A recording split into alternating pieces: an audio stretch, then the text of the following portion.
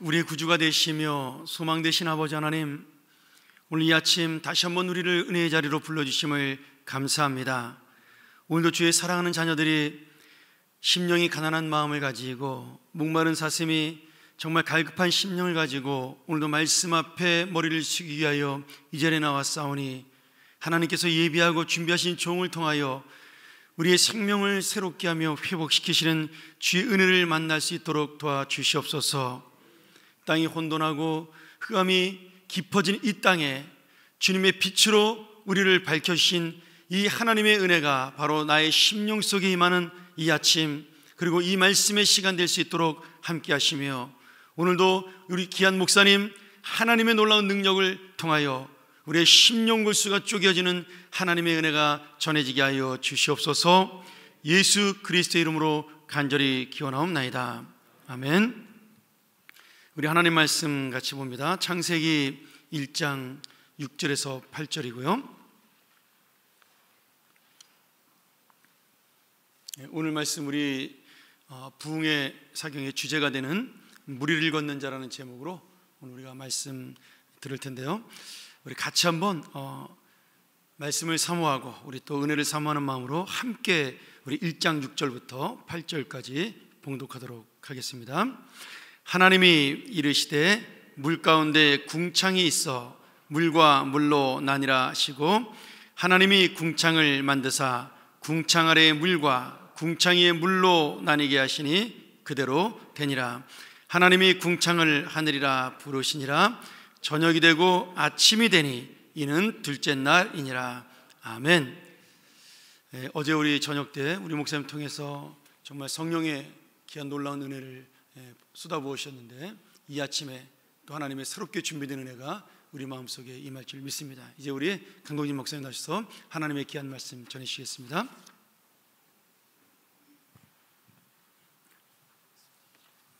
할렐루야. 좋은 아침입니다. 잘 주무셨어요? 네. 여러분, 이스라엘 민족이 출애굽한 다음에 애굽에서 가나안까지 혹시 몇 번 장막을 옮겼는지 아세요?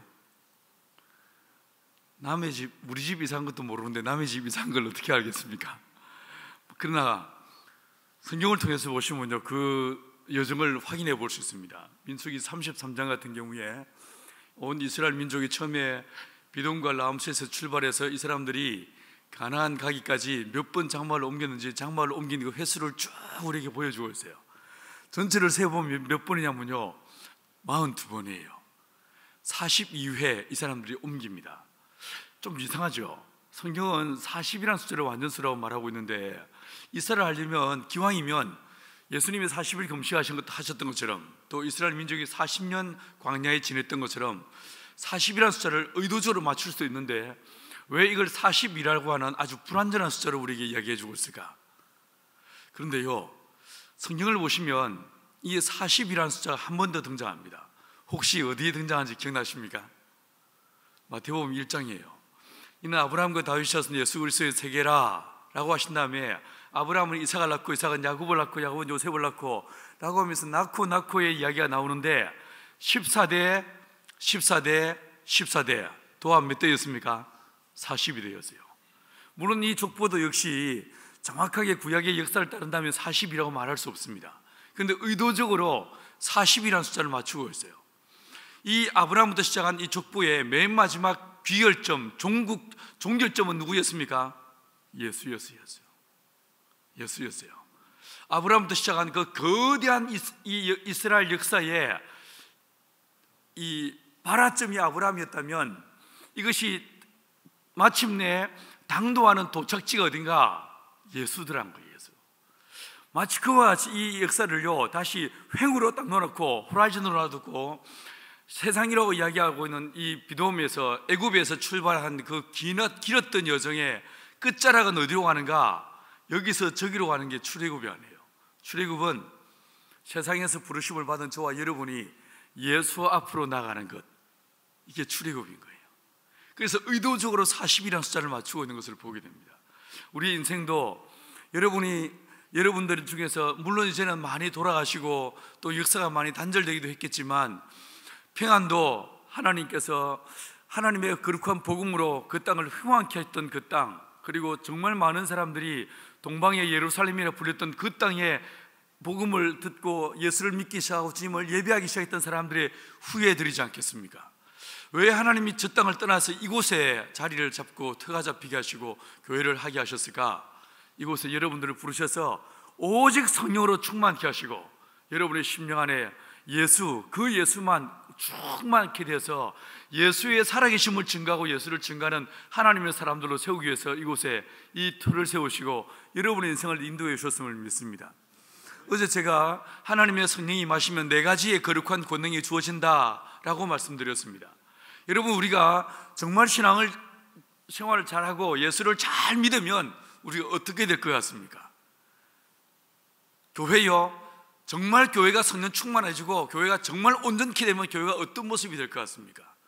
여러분, 어떤 교회를 상상하고 계십니까?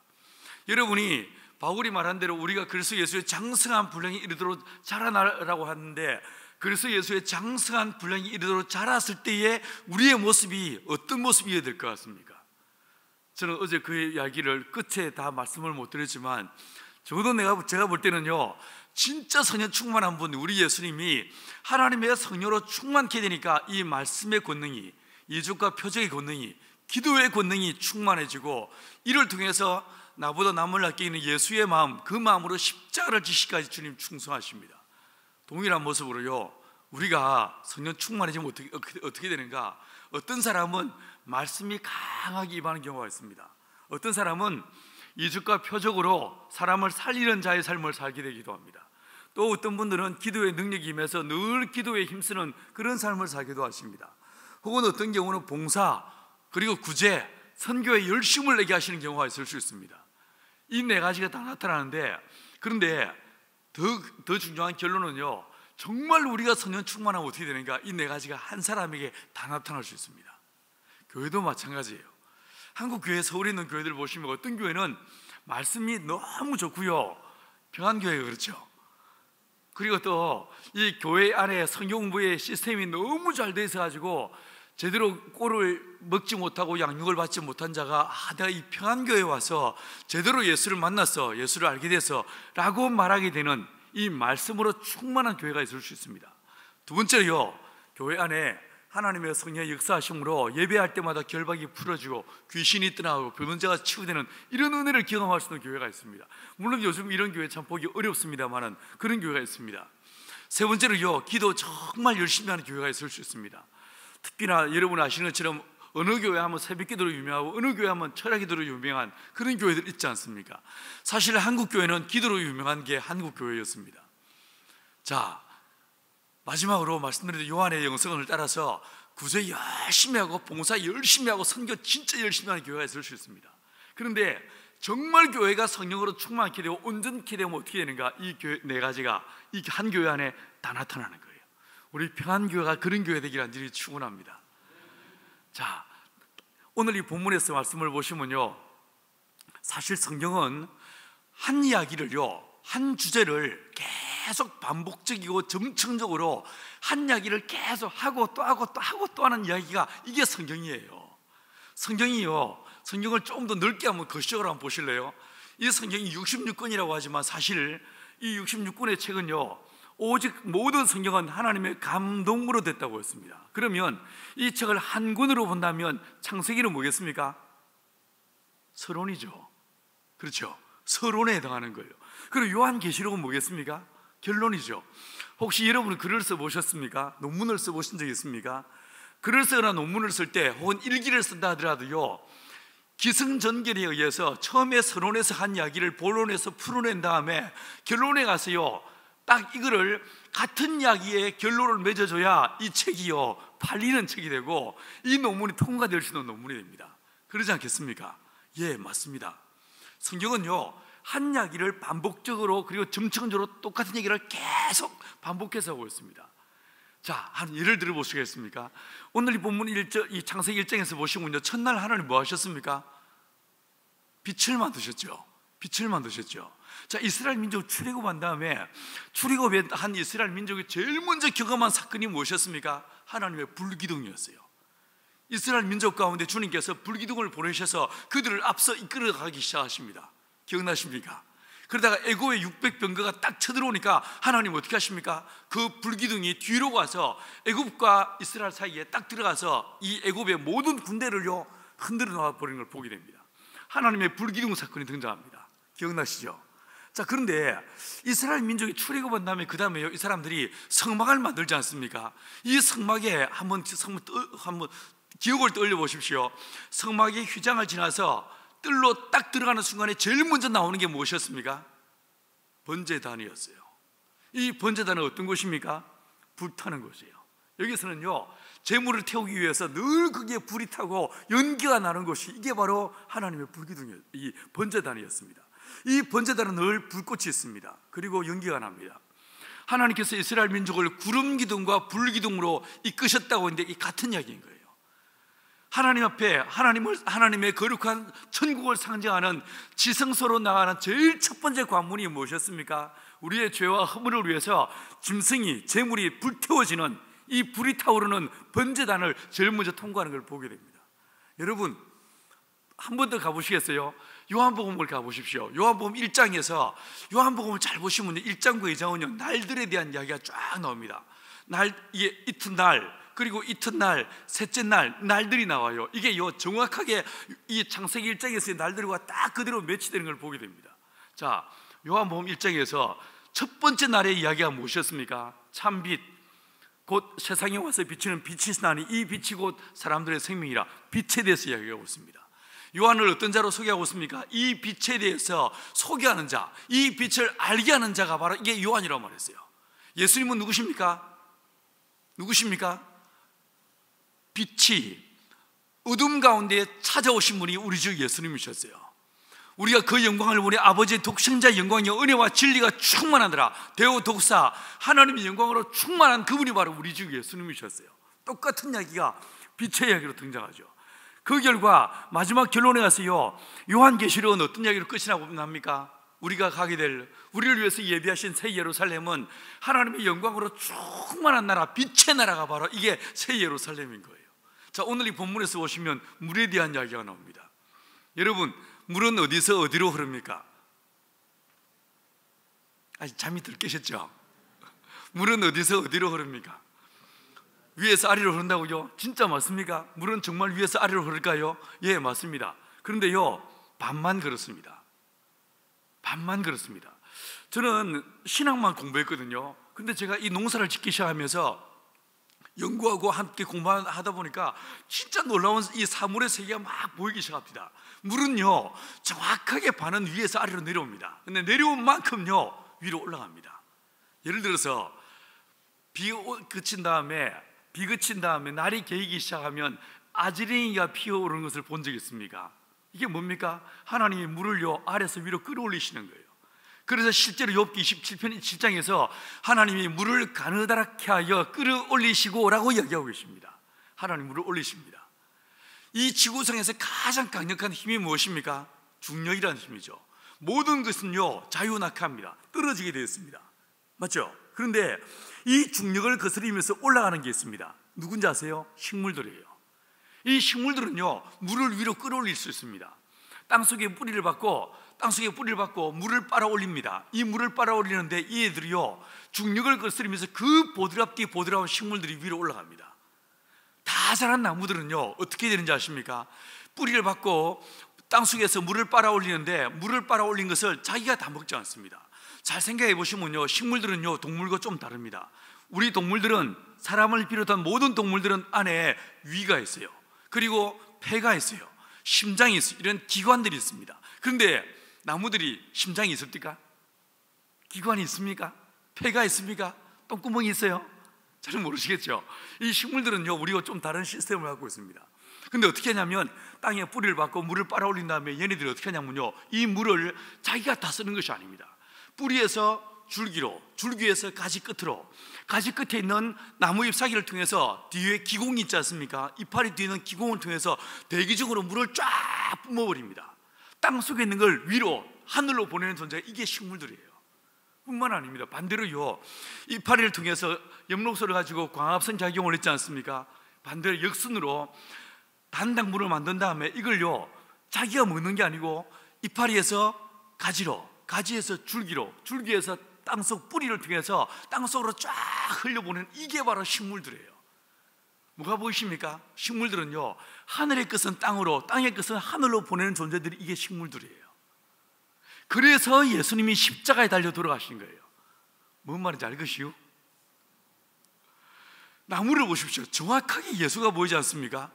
우리의 모든 허물과 우리의 죄를 위해서 십자가의 피를 위해서 이 땅에 오신 예수께서 우리의 기도, 우리의 찬양, 우리의 예배를 가지고 하나님께 상달하신 분이 누굽니까? 이분이 바로 우리 예수님인 거예요. 너희가 전에는 내 이름으로 아무것도 구하지 아니하였으나 이제는 내 이름으로 무엇이든지 구하라 라고 말씀하십니다. 우리 예배를 흠양하신 이분이 바로 우리 예수님이신 거예요. 뿐만 아니라 하늘의 생명을, 하늘의 은혜를, 하늘의 평화를 하늘에서부터 우리에게 떼어주시는 분이 누구십니까? 이분이 바로 예수님이신 거예요. 자, 한자 혹시 좀 아세요? 한자요, 한자만 한번 기억을 떠올려 보세요. 쉴 휴자를 한번 기억해 보십시오. 이게 뭐와 뭐의 결합입니까? 사람 인변의 나무목자가 있어요. 맞죠? 이 나무목자를 다시 한 번 더 분해시켜 볼래요? 이게 뭐겠습니까? 십자가에 사람이 달려있는 거예요. 맞죠? 아이, 뭔 또 그런 소리를 이런 생각할지 몰라도요, 이게 맞아요. 십자가에 달리신 그 사람, 그 사람에게 사람이 다가가면 힘을 얻는다는 거예요. 완벽하게 마태복음 11장에 나와있는 수고하고 무거운 짐들들아 다 내게로 오라 하신 그 예수의 말씀이 그대로 글자화 된 게 이게 쉴 휴자인 거예요. 여러분, 오직 예수 안에서만 참된 쉼이 있습니다. 할렐루야. 자, 이 물이요 하나님께서 순서가 있습니다. 물을 먼저 위로 끌어올리셨습니다. 오늘 이 본문에서 보시면 윗물과 아랫물로 물을 쫙 찢어버리셨어요. 물을 찢어버리십니다. 물을 찢어버리시는데 이 물이 하나님의 힘에 의해서, 하나님의 권능에 의해서 물이 위로 쫙 빨려 올라갑니다. 윗물과 아랫물로 나눠버리셨어요. 그리고 그 가운데를 뭐라고 했습니까? 궁창, 라카얌이라는 히브리어를 쓰고 있습니다. 라키암 혹은 라카얌이라는 단어를 쓰고 있어요. 이게 궁창입니다.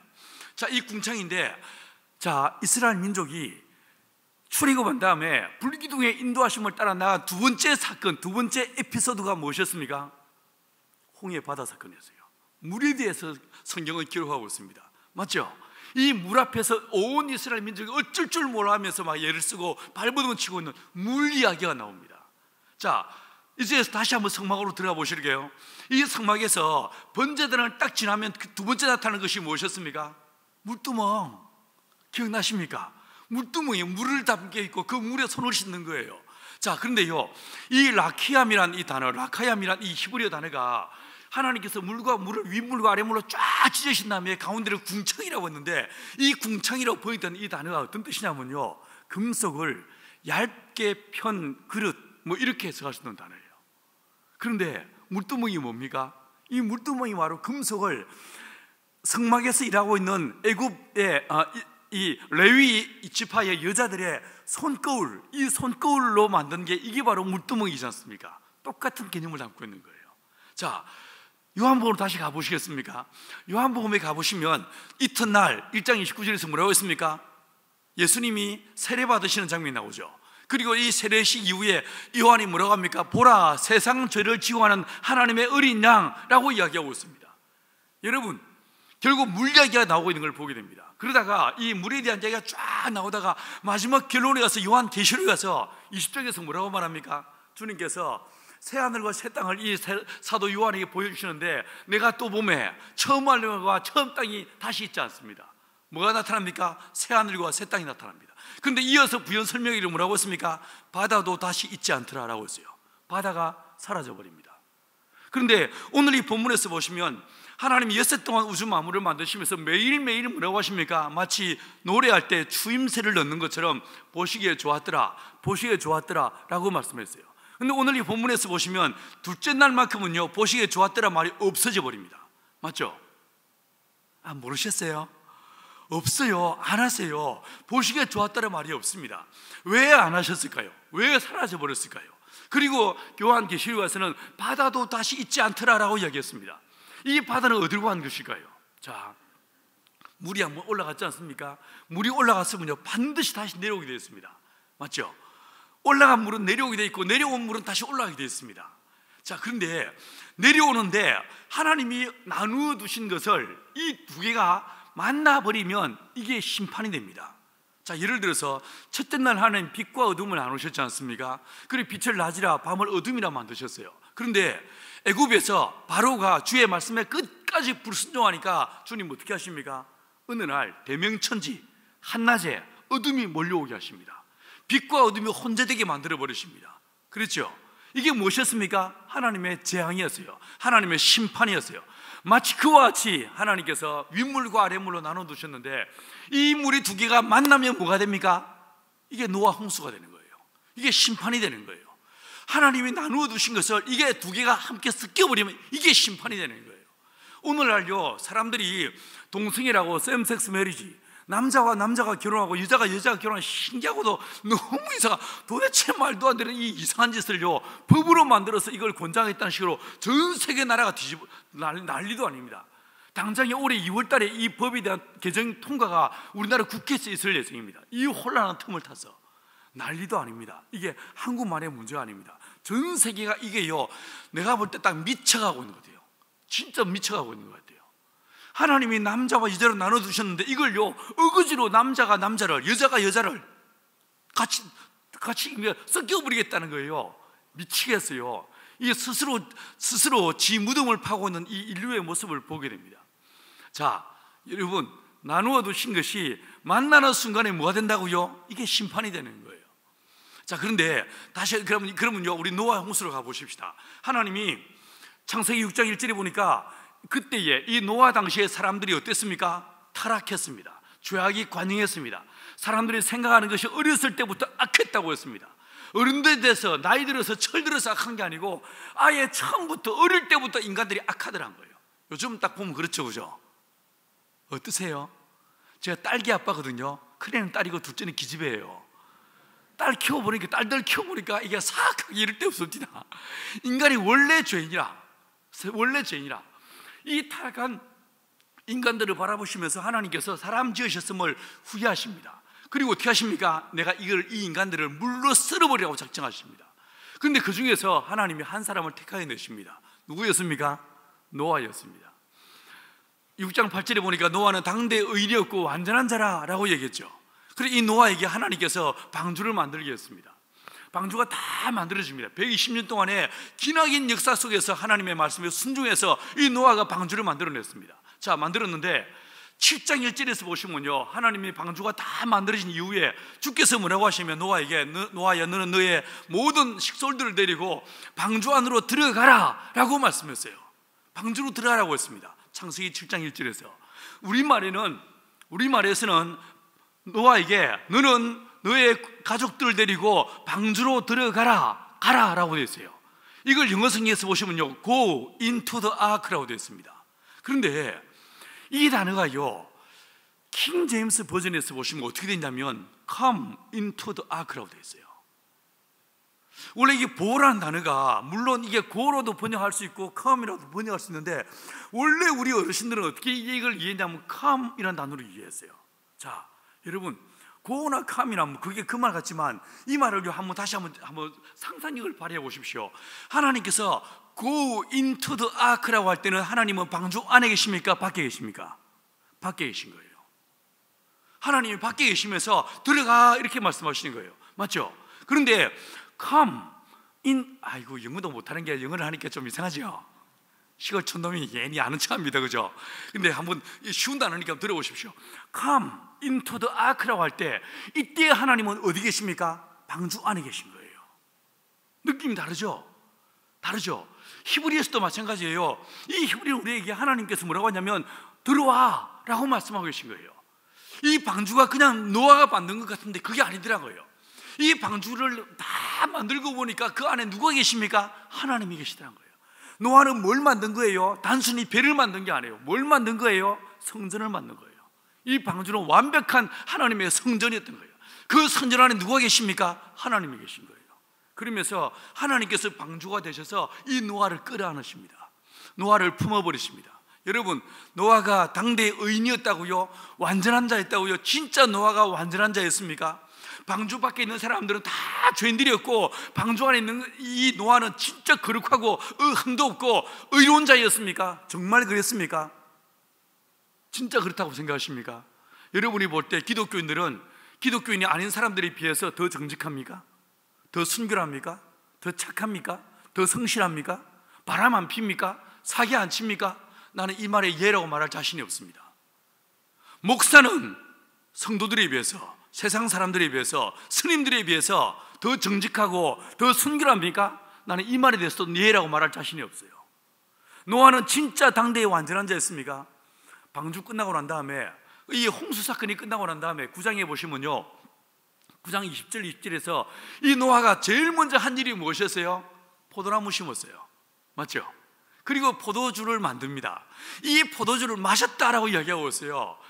여러분, 노아 당시의 사람들이요, 노아 당시의 사람들의 모습에 대해서 누가복음 17장 27절에서 예수님 뭐라고 했습니까? 딱 네 가지 단어로 설명했습니다. 그들이 노아 때의 사람들이 먹고 마시고 시집가고 장가갔다고 했어요. 뭘 마셨겠습니까? 아메리카노? 아니면 루이보스티? 뭘 마셨을까요? 술 마셨죠. 술 먹고 지 마음대로 행한 거 아니겠습니까? 그러지 않겠어요? 고주망태해야 된 거죠. 그런데 이 노아가 방주 사건 딱 끝나고 난 다음에 제일 먼저 뭐 하더라고요? 포도주를 마셨어요. 근데요, 우리나라 성경에 이게 자세히 기록되어 있지 않지만 이 히브리어 성경에서는요, 그 포도주라는 정관사를 쓰고 있습니다. 그 포도주, 그가 즐겨 마시던 그 포도주를 또 마시더란 거예요. 근데 이 사람이, 이 할배가요, 술 마시고 어떻게 합니까? 완전 떡이 됐습니다. 아리또리 까고 난리가 났습니다. 너무 진하게 상상하지는 마세요. 난리가, 아마 오바이트하고 막 엉망진창이 됐겠죠. 저는 이 모습 딱 보면 읽을 때마다요, 속이 좀 짭니다. 왜냐하면 딱 우리 아버지가 떠오릅니다. 저희 아버지 군인이었다고 했죠. 저희 아버지 술만 드시면 아들들 무릎 꿇려 앉혀놓고 햇말도 하고 햇말도 하시고, 그러다가 너무 다리에 막 쥐가 나서 아프면 좀 꿈득거리면 이 자식이 아버지 이야기하는데 이게 움직인다고 여지없이 두들겨 패시던 그 모습이요, 이 노아의 모습과 그대로 크로즈업 돼요. 이게 오버랩 됩니다. 이 노아가 아랫도리 까고 들어누워서 난리 법석을 떨고 있는데 이걸 누가 봤습니까? 함이 봤어요. 이 함이 형들한테 알렸는데 그 다음날 술 깨고 난 다음에 뭐 합니까? 뒤풀이 찐하게 합니다. 맞죠? 그 아들한테 악담 이루 말할 수 없는 악담과 저주를 쏟아붓고 있는 모습을 보게 돼요. 뭡니까? 이게 술주정하는 거죠. 그죠? 여러분, 방주 밖에 있는 사람들은 다 술 마시고 엉망진창인데 방주 안에 있는 사람 술도 안 마시고 맨날 예배만 드리고 성령 충만하고 신시한 사람들이었다고요? 아니란 거예요. 똑같은 죄인이었어요. 똑같이 술 마시고 똑같이 엉뚱한 인생을 살아가고 탐욕에 젖어 있는 게 이게 인간이었어요. 방주 밖에 있는 인간이나 방주 안에 탄 노아나 아무 차이가 없는 게 이게 사람이에요. 똑같은 게 사람이에요. 그런데 이 노아가 맞아야 될 그 저주의 빗물을 누가 맞습니까? 방주가 되신 하나님이 노아를 대신해서 노아가 맞아야 될 모든 저주의 빗물을 이 방주가 대신 맞아내시는 거예요. 대신 맞아버린 거예요. 그래서 이 노아는 구원을 얻는 거예요. 자, 홍해 바다로 다시 한번 가보시겠습니까? 이 홍해 바다 앞에서 온 이스라엘 민족 딱 그 바다 시퍼런 바닷물을 보는 순간에 뭐라고 외쳐댔습니까? 애굽에 매장지가 없어서 우리를 불러야 돼서 여기서 물에 빠져 죽지 않느냐, 난리를 법석을 뜹니다. 자, 다시 한번 적용 한번 묵상해 볼래요? 여러분, 애굽 사람들은 죄인이고 이스라엘 민족은 거룩합니까? 애굽 사람들은 불순종하고 이스라엘 민족은 순종했습니까? 여러분은 어떻게 생각합니까? 교회 밖에 있는 것들은 다 더러운 놈들이고 교회 안에 있는 인간들은 순결한 존재들이세요? 나는 이 말에요, 절대로 예라고 말할 자신이 없어요. 이스라엘 민족 똑같았습니다. 이 사람들이 광야를 지나는 동안에 몇 번이나 하나님 앞에 불순종했다고 말했습니까? 10번이나 불순종했다고 했죠. 이게 단순한 10이 아닙니다. 애굽에서 바로가 몇 번 하나님 앞에 불순종하다 저주를 받았어요? 10번. 그렇잖아요. 똑같은 숫자를 이야기하고 있는 거예요. 바로의 불순종이나 애굽에서 나온 다음에 출애굽에서 구원을 얻은 이스라엘 민족이 가나안 가기까지 불순종한 횟수가 똑같더란 거예요. 똑같은 죄인이더란 거예요. 그런데 이 이스라엘 애굽 사람들은요, 물에 빠져 죽는데 이스라엘 민족은요, 홍해를요, 마른 땅을 건넜다고 했어요. 이게 무슨 일일까요? 어떻게 이스라엘 민족이 이 구원을 얻었습니까? 고린도전서 10장 1절과 2절에서 보시면요, 이걸 한번 찾아서 읽어보시겠습니까? 저 얼굴 보기도 좀 지겹죠? 자, 이제 성경을 한 구절 보십시다. 고린도전서 10장 1절과 2절 한번 펴보십시오. 10장 1절 2절. 자, 신약 성경이에요. 구약 아니에요. 신약 성경 고린도전서 10장 1절과 2절 같이 한번 읽어보십니다. 시작. 형제들아, 나는 너희가 알지 못하기를 원하지 아니하노니 우리 조상들이 다 구름 아래 있고 바다 가운데로 지나며 모세에게 속하여 다 구름과 바다에서 세례를 받고. 이게 무슨 뜻입니까? 여러분, 노아 때는 방주가 있었습니다. 이 방주가 노아를 품어버리고 이 노아가 맞아야 될 모든 저주의 빗물을 방주가 대신 맞았다고 했죠. 근데 오늘 이 본문에 보니까 이 이스라엘 민족의 출애굽 사건에서는 홍해 바다 앞에서 온 이스라엘 민족이 마치 노아가 방주에 속하는 것처럼 온 이스라엘 민족이 누구한테 속하더라고요? 모세에게 속하더란 거예요. 모세에게. 그래서 모세에게 속하여 세례를 받고 오라고 했어요. 방주가, 사물인 방주가 무엇이 되어 나타납니까? 사람이 되어 나타나더란 거예요. 이게 누굽니까? 이게 바로 이 모세라고 이야기하고 있어요. 온 이스라엘 민족이 모세에게 속했고, 모세가 마치 방주가 이 노아의 가축들을 확 끌어안는 걸 버린 것처럼 하나님의 사람 모세가 이스라엘 민족을 끌어안아 버리고 온 이스라엘 민족은 모세에게 속하여 구름과 바다에서 세례를 받고 그 결과 이스라엘 민족은 구원을 얻었다라고 말하고 있는 거예요. 자, 여러분, 요한복음 6장 기억나십니까? 예수님께서 오병이의 이적을 일으키셨습니다. 떡 먹은 사람들이 예수님을 왕 삼으려고 했습니다. 주님께서 그 자리를 피해서 제자들을 앞서 보내셨습니다. 앞서 보낸 다음에 그 밤에 제자들이 배를 타고 노를 지어 가는데 갑자기 풍랑이 일기 시작했습니다. 난리가 났습니다. 그 배에 익숙하고 바다에 익숙한 이 예수의 제자들이 우리가 죽게 되었다라고 말할 정도로 엄청난 노도가 몰려오기 시작했습니다. 이 상황에서 저만치에서 누가 오십니까? 예수가 걸어오십니다. 이 예수의 제자들이 배를 타고 있는데 방주를 타고 있는데 방주가 아닌 거예요. 방주가 아닌 거예요. 배를 타고 있는데 죽게 되었다고 말하고 있어요. 그런데 누가 오십니까? 예수가 다가오십니다. 귀신인 줄 알고 두려워하는데 내니 두려워 말라 라고 말씀하시고 예수께서 그 배에 오르심에 어떤 일이 벌어졌습니까? 바람과 파도가 잠잠케 됐다고 성경은 말하고 있습니다. 여러분, 우리가 교회만 나오면 다 끝나는 겁니까? 다 구원받습니까? 내가 세례만 받으면 끝난 겁니까? 배만 타면 우리가 끝나는 겁니까? 아니더란 거예요. 배에 탔는데 또 거기에 여전히 풍랑이 있더란 거예요. 그런데 그게 누가 들어오시니까? 예수가 오시니까, 예수가 찾아오시고 예수가 우리 가운데 찾아와 주시니까 그 바람과 파도가 잠잠케 되어지면서 구원을 얻게 되더란 것입니다. 사랑하는 여러분, 우리 안에, 이 교회 안에, 여러분의 심령 안에 예수께서 찾아와 주시기를 간절히 축원합니다. 여러분, 올라간 물은요 반드시 저주의 빗물이 되어서 쏟아질 수밖에 없습니다. 저와 여러분, 우리가 아직 죄인 되었을 때 내가 죽을 수밖에 없는 죄인이었는데 누가 오십니까? 예수께서 오셨습니다. 그리고 우리의 모든 불의와 불법들을 대신 짊어지고 우리 예수께서 십자가에 못 박혀 피 흘리십니다. 온몸에 물과 피를 다 쏟아주셨습니다. 올라간 물이 다시 쏟아져야 되는데 저주의 빗물이 되어 쏟아지는데 이 저주의 빗물이 정확하게 누구 위에 쏟아진다고요? 예수 위에 쏟아지더란 거예요. 그래서 주님이 별시하시는 순간에 어떤 일이 벌어집니까? 비가 쏟아지기 시작했다고 했어요. 기억나십니까? 패션 오브 더 크라이스트라고 하는 그 영화, 멜 깁슨이 만든 영화에서 예수님의 십자가 장면, 주님께서 엘로이 엘로이 라마 사박단이라고 하시면서 주님의 마지막 숨을 몰아내시면서 하나님 어찌하여 나를 버리셨나이까? 주님이 운명하시는 순간에 뭐가 떨어집니까? 비 한 방울이 떨어지죠. 주님의 눈물이 느껴지십니까? 보여지십니까? 그룹접대에서 그 물 한 방울이 딱 떨어진 걸 그대로 딱 보여진 건 영화의 한 장면이 떠오르십니까? 예, 맞습니다. 우리 위에, 내 위에 내가 지었던 내 불의와 불법 때문에 내 인생 위에 쏟아졌어야 될 그 모든 저주의 빗물이 누구 위에? 예수 위에 쏟아지는 거예요. 내가 맞아야 될, 노아가 맞아야 될 그 저주의 빗물을 방주가 대신 다 맞아냈던 것처럼 우리 예수님께서 내 죄, 우리가 죄를 지었는데, 내가 죄를 지었는데 이 죄를 우리 예수님이 십자가에서 대신 다 받아내시는 거예요. 그래서 이제 우리에게 뭐라고 하십니까? 다 이루었다라고 말씀하시는 거예요. 여러분, 이 빗물이 누구 위에 쏟아질지 주님은 아셨던 것입니다. 그래서 뭐라고 하십니까? 보시기에 좋았다라고 말하지 않으시는 거예요. 이 빗물이 누구 위에 쏟아진 건다고요? 예수 위에 쏟아지는 거예요. 모든 저주의 빗물이 예수 위에 쏟아지고 그 저주의 빗물 때문에 주님이 갈기갈기 찢겨주시고 주님이 운명하시는 거예요. 그래서 내 위에 쏟아져야 될 그 모든 저주의 빗물, 그 물이 예수님의 십자가를 통하여 완벽하게 다 해결되어졌기 때문에 마지막 종말의 날 우리가 가게 될 새 예루살렘에는 바다가 다시 있지 않는 거예요. 바다가 사라져버린 거예요.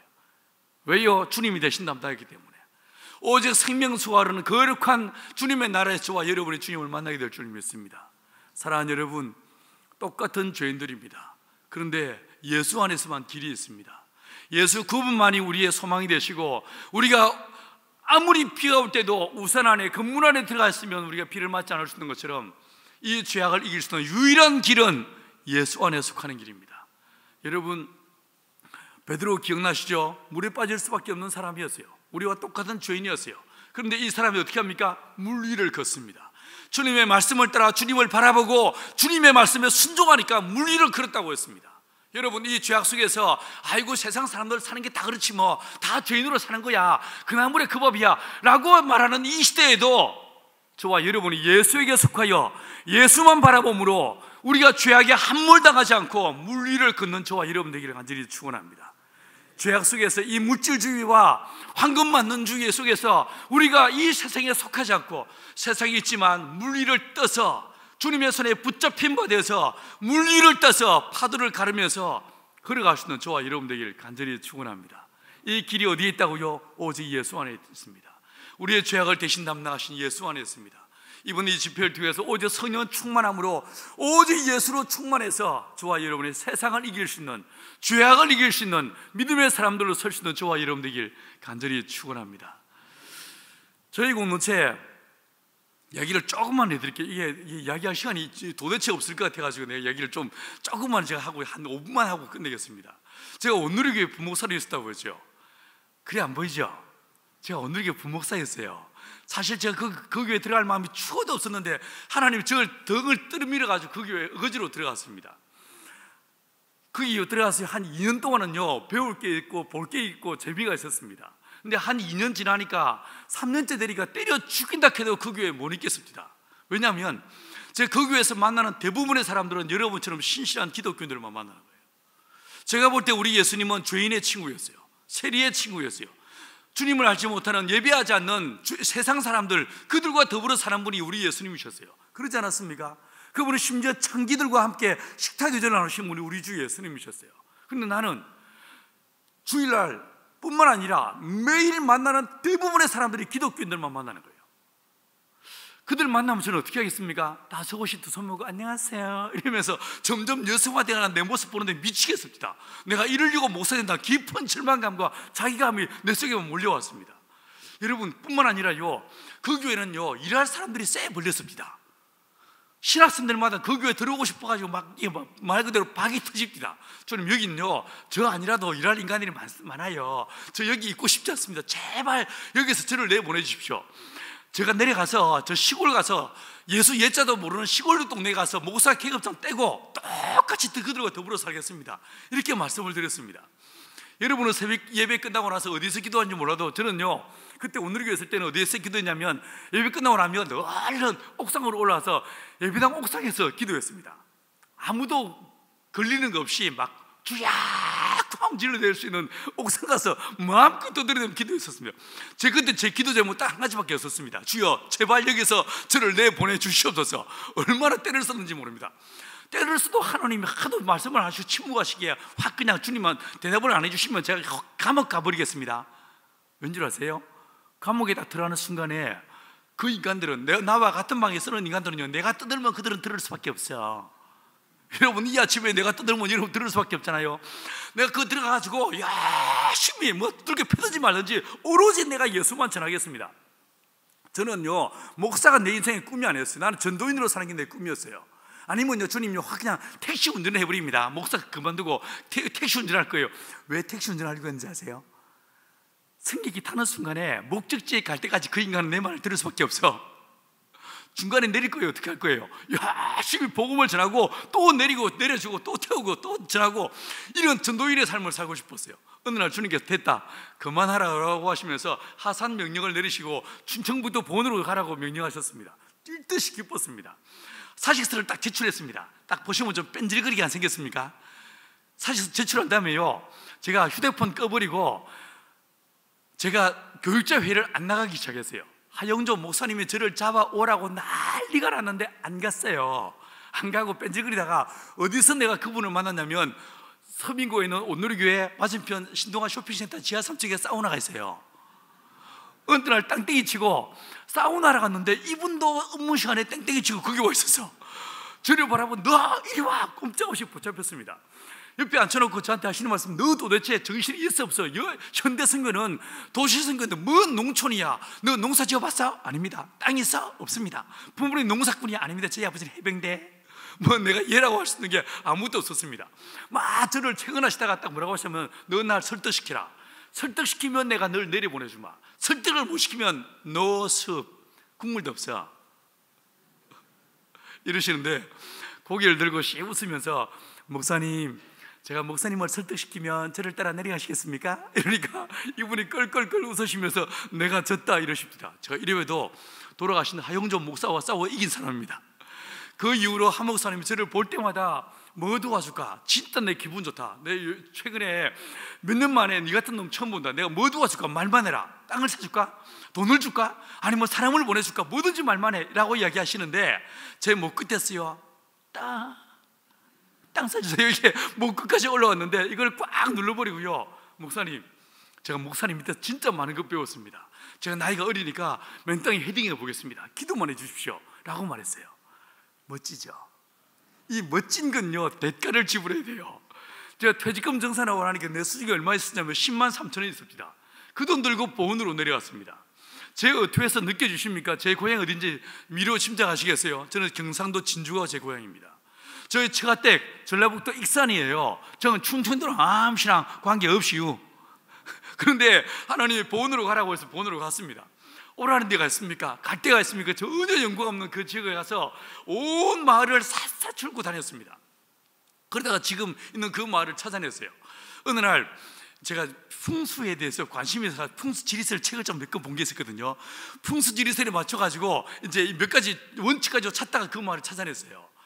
어느 날, 주님, 내가 이 마을에 살겠습니다. 허락을 받고 델몬트 오렌지 주스 한 박스 사서 들고 마을회가 문을 열고 들어갔습니다. 계십니까? 하고 문을 열고 들어갔어요. 대개 시골 마을회관은요, 방이 두 칸입니다. 왜 두 칸인지 아세요? 남녀 7세 부동석, 하나는 할머니 방, 하나는 할아버지 방. 마침 제가 들어간 방이 할아버지 방이었어요. 들어가 보니까 이 어르신들이 각기 은사를 따라 놀고 계셨습니다. 이쪽에 점당 10짜리 구섭 주시고, 어떤 분은 장기 드시고, 어떤 분은 TV 보시고, 각기 은사를 따라 놀고 계신데 음료수 탁 놓고요, 엎드려 큰절하고 무릎 꿇고 앉아가지고 엄청 불쌍한 표정을 지으면서, 안녕하세요, 저 농사지러 왔는데 혹시 안 쓰는 땅 있으면 좀 빌려주시겠어요? 이렇게 이야기하셨습니다. 좀 지나니까 옆방에 있던 할머니들이 다 누가 왔어? 이러시면서 다 몰려오셨습니다. 삥 둘러 앉으시더니만 마치 청문회 하는 것처럼, 고향이 어디요? 성은 뭐요? 결혼은 했어? 부모님은 살아계셔? 한참을 물으시다가 한 분이 씩 웃으면서, 잘렸어? 이러시는 거예요. 제가 둘째에 직장 다니다 잘린 사람으로 그 동네에 소개됐습니다.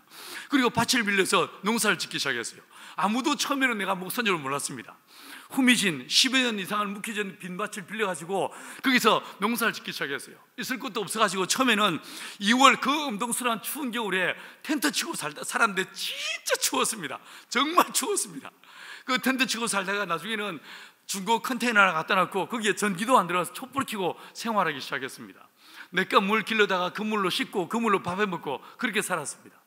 아무도 내가 목사인 줄 모르다가 6, 7개월 지나서 여름방학 때 제 정체가 탄로가 났습니다. 서울에 있는 사람들이 제가 봉원에 있다고 하니까 휴가 갔다 오는 길에 저를 찾아오기 시작했습니다. 제가 목사라는 사실을 숨기고 은둔에 살고 있으면 저를 찾아왔을 때에 용어를 조심해야 되지 않겠습니까?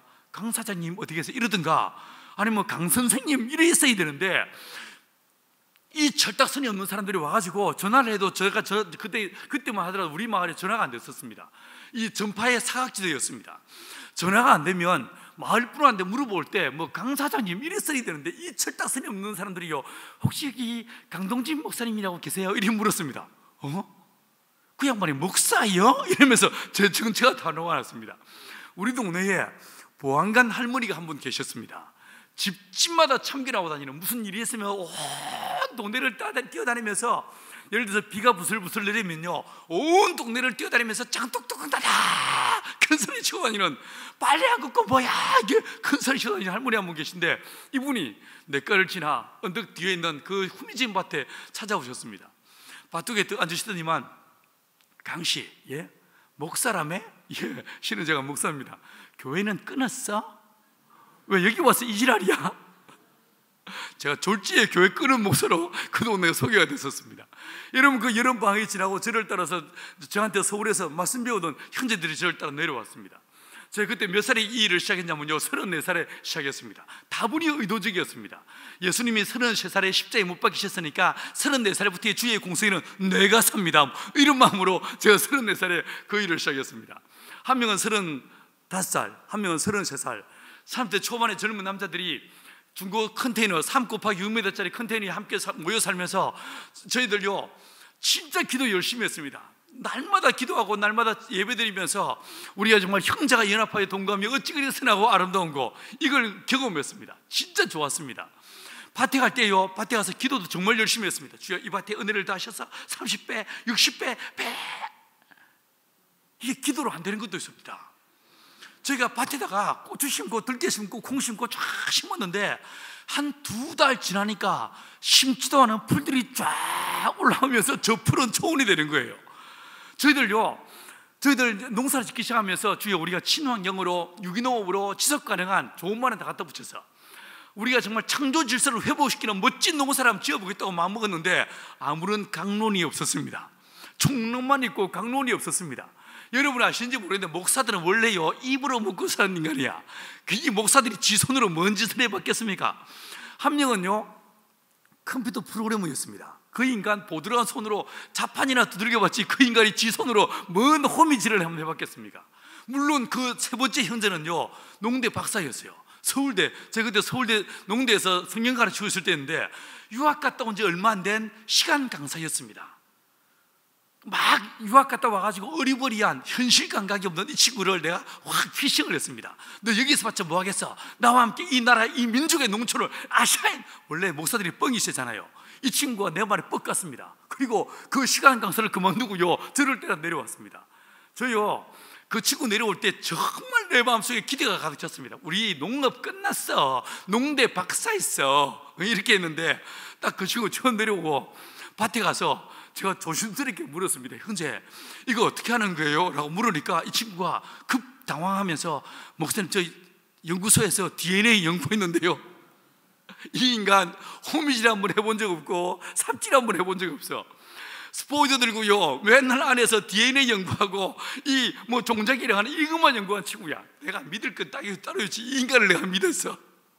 저희들 뼈 빠지게 기도하며 농사 지었는데요, 물론 풀 키운 거 아닙니다. 나름대로 최선을 다했습니다. 동네 분들이 한 2년 동안 그냥 지켜보셨어요. 참 젊은 것들이 희한하게 농사 짓네 이러시다가 딱 2년 지난 가을부터 욕을 해대기 시작하는데 저 더러운 놈들이 게을러 터져가지고 어디 서울 본부에서 돈을 대주니 줬다고 농사 짓지 왜 풀을 키우고 지랄이여. 얼마나 난리가 나는지 모릅니다. 저희들 풀 키운 게 아닙니다. 나름대로 최선을 다했습니다.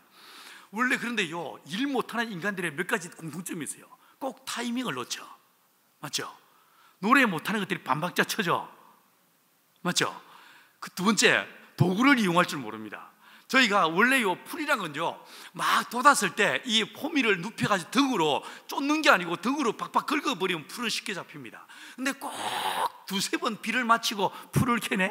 어떻게 됐습니까? 이미 뿌리가 깊이 활착이 돼서 호미로 쫓아도 안 돼. 그럼 어떻게 하겠습니까? 집어 던져버리고 호미를 던져버리고 두 손으로 풀을 뜯기 시작합니다. 여기 앉아서 저 끝까지 마치 미치는 머리끄댕이 쥐어뜯듯이 풀을 쥐어뜯으면서 주의 역사사 저 끝까지 가면요 점심 먹을 때가 됩니다. 파김치가 돼가지고 가서 라면 한 그릇 끓여 먹고 와서 또 저기서 이까지 오면요 저녁 먹을 때가 돼. 집에 저녁 먹으러 집에 들어가면 이 손이 하루 종일 일하다 보니까 딱 굽어가지고 이게 펴지도 않고 오므라지도 않아. 젓가락질을 제대로 못해요. 부들부들 떨려가지고 미치겠습니다. 이게 더 기가 막힌 건 한 달 만에 드디어 풀을 다 맺는데 딱 보니까 돌아서 보니까 저 밑에 또 풀 나기 시작했어. 풀 말도 하지 마이소. 여러분 1년 동안에 그 풀밭에서 쑥대밭에서 정말 뼈 빠지게 농사 지었는데 얼마 벌었는지 아세요? 150만 원 벌었어요. 이게 요 150만 원이 순수익도 아니고 총 매출이 150만 원. 이게 차 떼고 포대리 이게 월 150만 원도 아니고 1인당 150만 원도 아니고 남자 3명의 총 1년 매출이 150만 원. 차 떼고 포대리 아무것도 남는 게 없습니다. 진짜 힘들었습니다. 이 어려운 중에도 1년 딱 지나고 난 다음에 야, 젊은 남자들이 부인과 너무 오래 떨어져 있으면 음란한 영이 틈탄다. 집을 짓자. 돈은 없고 어떻게 할까 고민하다가 마침 한 사람의 전세금이 빠졌습니다. 1,800만 원이 만들어졌어요. 제가 어떻게 했냐면요, 상상력을 동원해 가지고 30평짜리 집 2채 60평 집을 짓기로 마음먹었습니다. 설계 누가 했을까요? 제가 했습니다. 1층 평면도를 30cm 자들고 이 A4 잔장에 딱 그려놓고 이걸 가지고 집을 짓기로 마음먹었어요.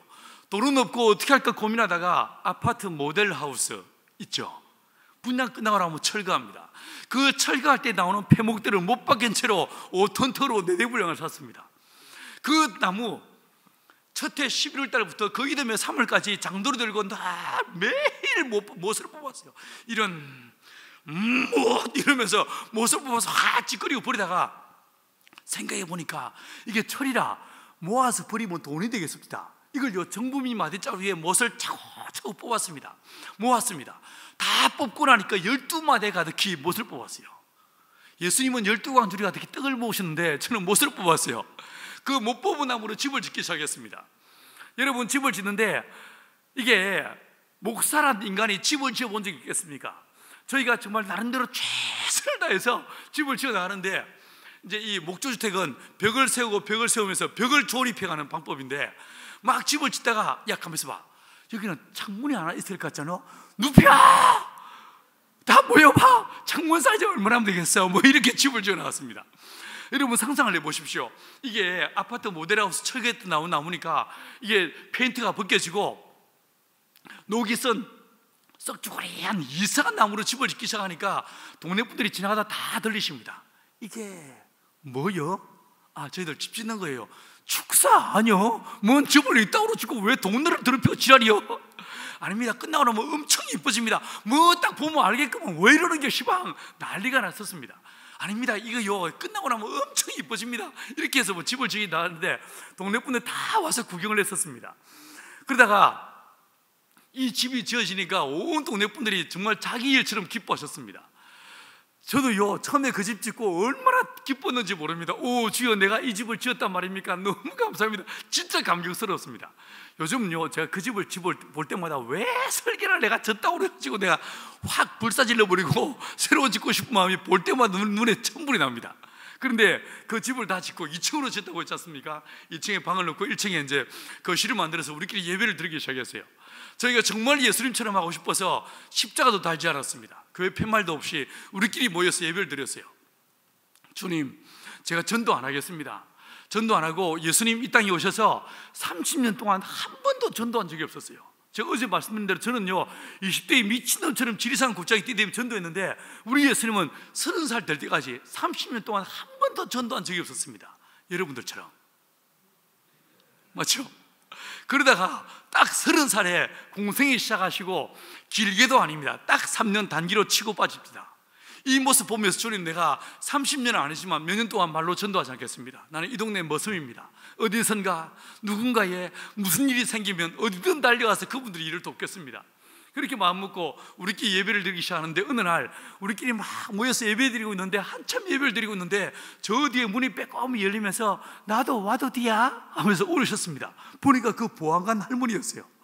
이 보안관 할머니 들어오시는데 아이고 어서 오세요라고 반갑게 맞이했습니다. 그 이후로 이 할머니가 노은이 뭐여, 강씨 이야기 엄청 재밌어 이러면서 동네 분들 한 분 한 분 모시고 오기 시작했습니다. 2년 지나기 전에 이분들이요, 동네 분들의 반 이상이 교회를 나오기 시작했습니다. 이분들은 예배 드리러 온 게 아니에요. 제 이야기 들으러 왔어요. 재밌으세요? 이야기 들었는데 다른 할배들은요 조용히 이야기를 들으시는데, 이 보안관 할머니는 제 설교 시간에 단 한 번도 그냥 넘어가시는 분이 없습니다. 한 번은 제가 바디비어 눈 뜨는 장면을 신나게 풀어가지고 마치 심파가 가다시 막 풀어들여가지고 드디어 주님이 안수란 장면으로 딱 가서 눈 뜨는 장면을 신나게 막 설명하고 있는데 이분이요 손을 찍 들면서 강 목사 봤어? 뭐 본 것처럼 이야기하고 난리요? 내가 뭘 봐요? 여러분, 한 번은 제가 이제 뭔가 좀 논리적인 설교를 하기 위해서 첫째, 둘째 이러면서 교리적 설교를 이제 1번, 2번 막 설명하고 있는데 이분이 고개를 갸우뚱거리면서 한참 듣고 있다가 드디어 내가 결론을 딱 맺으려고 하는데 강 목사, 오늘은 당최 뭔 말인지 모르겠어. 처음부터 다시 한번 해봐. 근데 그분이 그해 12월 달에 내가 강 목사님 설교 들어본 게 예수가 누군지 알겠네 이러면서 예수를 믿게 되셨어요. 그리고 세례를 받으셨어요. 2년 지나고 3년째 가니까 마을의 반 이상이 예수를 믿기 시작하면서 여러분, 마을의 노인 회장님이요, 목사님 마을 회관 2층이 비었습니다. 왜 예배당 필요하면 그 공간 쓰세요 이렇게 말씀하십니다. 잘 살았죠. 교회가 잘 세워져 갔습니다. 근데 저는요 교회가 꿈이 아니었어요. 유무상통하는 사도행전적 공동체가 제 꿈이었었습니다. 근데 이게요 농사 지어 자립이 안 되는 거예요. 농사 지어서 먹고 살 길이 보이지 않는 거예요. 너무너무 가난했는데 이게 2년이 지나고 3년이 지나고 4년이 지나도 자립할 기미가 보이지 않았습니다. 정말 찢어지게 가난했습니다. 공동체 시작하고 5년 됐을 때 이 공동체가 너무너무 가난한 결과 이게 아닌가 보다, 이게 안 되는가 보다, 이런 어떤 이 절망감과 패배감에 사로잡히면서 공동체가 딱 두 파로 쪼개졌습니다. 한쪽은 쪽파, 한쪽은 양파. 양파는 기독교 공동체니까 100% 공유하자, 완전 공유를 주장하는 사람들이 양파였습니다. 쪽파는 희년의 원리를 따라 부분 사유를 인정하자, 자본주의적 생각을 가진 사람들이 쪽파였어요. 양파와 쪽파로 쪼개졌고 2002년 전국이 월드컵으로 떠들썩할 그 해에 이 두 파로 쪼개진 다음에 모여서 싸우기 시작했습니다. 말씀에 검을 휘두르며 싸웠습니다. 성경에 이렇게 말하고 있는데 이러면서요 진짜 무섭게 싸웠습니다. 격렬하게 싸웠습니다. 싸우다 우리가 내린 결론은 우리는 가까이에 너무나 먼 당신이다. 우리의 이쯤에서 끝내자. 마지막으로 11월 달에 1박 2일로 모여서 회의를 하고 그 회의의 결과를 따라 해체하거나 둘로 쪼개기로 마음먹었어요. 저희들요 이혼하는 사람들의 마음을 이해할 수 있어요. 정말 끝까지 가봤습니다. 마지막 1박 2일로 모였는데 첫날 아침 먹고 싸웠습니다. 점심 먹고 싸웠습니다. 저녁 먹고요 새벽 1시 반까지 싸웠어요. 햇말도 하고 햇말도 하면서 싸우다가 1시 반쯤에 우리 더 이상 끝났다, 내일 모일 필요도 없다, 여기서 끝나자라고 했는데 하나 앞에서 이틀 모이기로 했으니까 다음날 아침 먹고 또 싸웠습니다. 점심 먹고 또 싸웠습니다. 그날 저녁 먹을 때가 됐습니다. 저희가 그렇게 싸우대면서 뭔 정신인지 하루 세끼 밥을 같이 먹었어요. 공동 식사가 6시인데 6시를 넘기고 둥글게 모여 앉아가지고 격렬하게 막 싸우고 있는데 그 싸우던 자리에 성령이 임하셨습니다. 놀렐루야. 우리는 부흥하다가 성령 받은 게 아니었어요. 특별히 새벽 기도하다 성령 받은 게 아니고 싸우다 성령을 받았습니다. 그 싸우던 자리에 갑자기 하나님의 성령이 임재하시면서 모두가 그 자리에 꼬꾸라졌습니다. 통회하며 자복하기 시작했습니다. 제가 기억하기로 6시 반이 되기 전에 주의 성령이 임하셨는데 그 성령이 임하시면서 모두가 그 자리에 부들부들 떨면서 하나님의 임재 안에 들어갔고 그 자리에서 통회하며 자복하기 시작했습니다. 모두가 다. 제 기억으로도요, 제 기억 속에 나는 게 뭐냐면 딱 그 주의 성령의 임재가 있는 순간에 내 안에서 죄가 떠오르기 시작합니다. 이 죄를 내가 회개하지 않으면 내가 딱 죽을 것 같습니다. 부들부들 떨면서 내가 지은 모든 죄가 떠오르게 하시고 그 죄를 주 앞에 토설하며 회개하며 간구하게 하셨습니다. 기도 오로지 회개밖에 없었습니다. 그 회개의 기도 시간이 거의 길게 끝나는데 나중에 끝나고 정신을 차려보니까 밤 12시 반이 넘었습니다. 여러분, 뒤에 백뮤직도 없었고 기도회를 인도하는 사람도 없었어요. 그냥 토미하며 자복하는 그 회개만 있을 뿐이었어요. 그 긴 회개 속에서 어떤 사람은 방언이 터지고 어떤 사람은 병고침이 일어났습니다. 마지막 끝자락에 가서 하나님께서 한 사람을 통하여 말씀을 대언하기 시작했어요. 아주 세미한 음성으로 주님이 세 가지를 우리에게 말씀해 주셨어요. 얘들아, 나는 너희들의 참 좋은 하나님이다. 내가 너희를 불렀다 라고 말씀하셨어요. 여러분은 여러분의 인생의 주인이 누구라고 생각하십니까? 우리 가정의 가장이 누구라고 생각하십니까? 이 평안교회의 주인은 누구라고 생각하십니까? 저요, 이 공동체에 하나님이 시작하셨습니다. 말은 이렇게 했죠. 하지만 내 깊은 마음속에 내가 이 공동체 시작했다는 마음이 내 안에 있었어요. 근데 아니라는 거예요. 내 인생의 주인도 내 자녀의 주인도 이 공동체의 주인도 누구시라고요? 하나님이시란 거예요. 하나님이 우리의 주인 되시고 하나님이 이 공동체를 부르셨다는 주님의 로더십을 강력하게 이야기하셨습니다. 이어서 두 번째로 주님 하시는 말씀이 얘들아 내가 너희들을 안다 라고 하셨어요. 내가 너희를 위로한다 라고 말씀하셨습니다. 이게 무슨 뜻이겠습니까? 저희가 지난 그 4, 5년의 세월 속에서 기도하지 않았겠어요? 주님 우리 좀 도와주세요. 이런 꼭 되게 해주세요. 기도하고 또 기도했지 않겠습니까? 근데 아무것도 되는 게 없어. 기적은커녕 입에 풀출도 못해. 찢어지게가 나네. 이런 상황에서 내가 주님의 음성을 잘못 들었나? 이게 주님의 뜻이 아니었나? 이런 마음 들지 않겠습니까? 그 깊은 절망, 하나님의 뜻이 아닌 것 같은, 하나님 우리를 버리신 것 같은 우리 기도에 주님의 귀를 막고 계신 것 같은 이 버림받은 마음이 우리 안에 있었는데 주님 하시는 말씀이 I know you, 내가 너희를 안다 라고 하셨어요. 여러분이 지금까지 살아오시는 동안에 예수 믿고 교회 다니지만 하나님 앞에 기도해도 그 기도가 응답되지 않는, 하나님께 버림받은 것 같은 이 절망을 경험해 보신 적이 있습니까?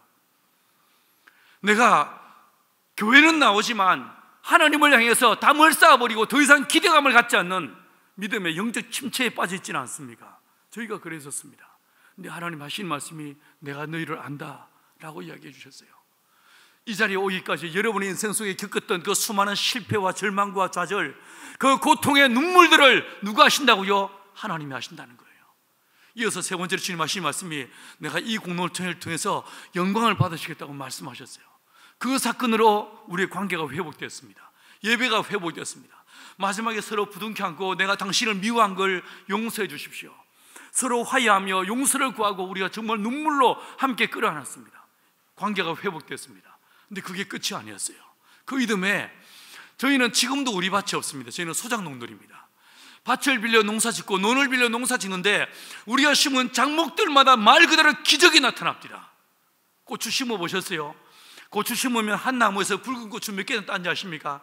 동네 어르신들요 대략 한 3, 40개 딸 수 있습니다. 그런데 저희가 그 이듬해 밭에 고추를 심었는데 농법이 달라진 것도 아니고 사람이 달라진 것도 아니고 땅이 달라진 것도 아니었어요. 똑같은 상황에서 고추를 심었는데 한 나무에서 붉은 고추를 350개, 550개, 어떤 건 700개씩을 땄습니다. 콩밭에서, 들깨밭에서, 논에서 말 그대로 주님의 은혜 안에서 기적을 경험했습니다. 여러분, 주님은 살아계십니다. 지금도 살아 역사하십니다. 할렐루야. 그게 끝이 아니었어요. 여러분, 그 이듬해 온 마을 주민들하고 우리 공동체 식구들이 하나가 돼서 이 마을을 한번 바꿔보자 이렇게 마음먹었습니다. 농림부에서 1년에 한 번씩 녹색 농촌 체험 마을을 공부하는 것이었습니다. 거기에 어플라이였습니다. 우리 마을이 전국에서 1등을 했어요. 상금을요 2억 4천만 원을 받았어요. 돈맛을 보이 눈에 뵈는 게 없습니다. 웜에 되네 싶습니다. 이거 한번 제대로 해보자 싶습니다. 이래가지고 온 마을 주민들하고 다시 전략을 짰습니다. 30년 장기 발전 계획을 짰습니다. 우리 마을의 농업 환경을, 주거 환경을, 에너지 환경을, 물의 문제를 8가지 파트로 80페이지 기하서를 짠 다음에 18억 6천만 원 예산서를 만들었습니다. 온 동네 어르신들 지장을 찍고 도장을 찍어서 딱 계획서를 만들어가지고 행정부 장관께 보냈습니다. 이게 우연한 기회에 장관님 손에 들어갔고 우리 마을에요 18억 예산서를 짜서 올렸던 우리 마을에 무려 24억의 돈이 들어왔습니다. 이게 끝이 아니었습니다. 다시 2년 후에 산림 측에서는 산촌 생태마을로 선정돼서 18억 예산이 또 들어왔습니다. 무려 40억이 넘는 돈이 들어오면서 마을에 길을 새로 만들고 담장을 개량하고 부엌을 개량하고 지붕을 개량하고 공원을 만들고 마을 전부가 달라지게 되었습니다. 여러분, 우리는요 실패한 공동체였어요. 싸우던 사람들이었어요. 우리는 못난이들이었어요. 우리는 실패자들이었어요. 그러나 하나님이 우리를 더럽다 멀리하지 않으시고 약하다 꺾어버리지 않으시고 우리 안에 성령을 보내셔서 우리를 하나 되게 하시고 우리를 붙잡아 주시고 기적을 경험하게 하시면서 마침내 이 공동체를 통해서 온 아시아와 아프리카의 가난한 사람들을 먹여 살리는 은혜의 통로로 이 공동체를 붙잡아 주셨습니다. 여러분, 그분이 우리의 아버지가 되십니다. 시대에 뒤떨어진 결정으로 다들 강남으로 떠날 때 주님께서 피값 사신 이 교회 지키겠다고 이 땅 떠나지 않고 거대한 이 빌딩의 숲속에 이 교회가 초라한 모습으로 남아 있습니다. 어찌 보면 시대의 바람을 타지 못한 실패자들이 여러분일지 모릅니다. 그러나 하나님께서 이 교회 조상들이 그 땀 흘려 눈물로 지은 이 예배당 포기하지 않고 이 땅을 지켜낸 여러분들을 하나님께서 굽어 살피시고 눈여겨 봐주시고 이 교회의 은혜를 더하실 줄 믿습니다. 여러분, 저희 공동체 모두가 실패한다고 하는 한국 농촌에서의 균형의 상황에서 우리는 실패한 사람들이었습니다. 그러나 주님께서 그 피 묻은 손길로 우리를 붙잡아 주심에 물 위를 걷게 하시고 열방을 섬기는 하나님의 공동체로 이 공동체를 사용하고 계십니다. 여러분의 심령, 우리의 심령, 이 교회 안에 하나님의 성령께서 임하셔서 우리를 붙잡아 주시고 다시 물 위를 걷게 하시는 은혜가 있게 되기를 간절히 축원합니다. 기도하시겠습니다. 이 시간 합심해서 한번 기도하십시다. 주님, 내가 예수 믿는 사람입니다. 주여, 시대의 바람을 따라 살지 않게 도와주십시오. 이 시대를 따라 살지 않게 도와주시고 시대를 역류하게 하여 주옵소서. 주님만 바라보게 하여 주옵소서. 하나님, 물질주의와 인본주의에 빠져버린 이 시대에 내가 물들지 않고 주님만 바라보고 물 위를 걷게 하여 주옵소서. 노아, 물에 빠져 죽을 수밖에 없는 죄인이었지만 주께서 방주가 되셔서 노아를 끌어안아 주시고 노아가 맞아야 될 모든 저주의 빗물을 주님 대신 맞아 주셨습니다. 주님, 나를 품어 주옵소서. 십자가의 피로 나를 덮어 주옵소서. 나를 붙잡아 주옵소서. 주님, 믿음으로 승리케 하여 주옵소서. 믿음으로 우리의 자녀들이 일어서게 하여 주옵소서. 믿음으로 오직 주님의 십자가의 그 은혜로 이 평안교회가 일어나 물 위를 걷게 하여 주옵소서. 함께 우리 주의라고 크게 한번 주를 한번 부르시며 다 같이 기도의 자리로 나아가시겠습니다. 주여.